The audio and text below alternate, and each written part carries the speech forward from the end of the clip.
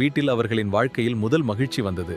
முதல் பெண் குழந்தை பிறந்த நாள். அந்த சிறிய குழந்தை வீட்டில் சிரிப்பு, சந்தோஷம் எல்லாம் கொண்டு வந்தார். அப்பா, நாட்கள் மாதங்களாக, மாதங்கள் வருடங்களாக மாறினாலும் நாம் எப்போதும் ஒன்றாக இருப்போம். என் கைகள் உங்களை பிடித்திருக்கும் வரை எதுவும் மாறாது. கஷ்டங்கள் எவ்வளவு வந்தாலும் நான் உங்களை விட்டு ஒருபோதும் விலக மாட்டேன். யாருக்காகவும் விட்டு கொடுக்கவும் மாட்டேன். அப்பா வந்தாச்சு. அப்பா, சாக்லேட் வேணும் ப்ளீஸ். அப்பா, சாக்லேட். நல்லா படிக்கணும்.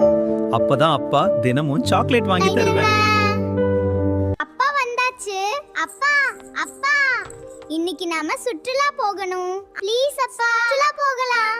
ஒரு அடர்ந்த காட்டுக்கு போறோம் குழந்தைகளா. நாங்க பயப்படாம இருப்போம். அங்க ஏதோ பெரிய சத்தம் கேக்குறது. அது என்ன? எனக்கும் அந்த சத்தம் கேட்டது. அம்மா, பயமா இருக்கு. யானைகளின் சத்தம். காட்டுக்குள் ஓடவில்லை என்றால் யானை நம்மள கொன்றுவிடும். வாருங்கள், விரைவாக கிளம்ப வேண்டும் இங்கிருந்து. இங்க இருந்தால் ஆபத்துதான்.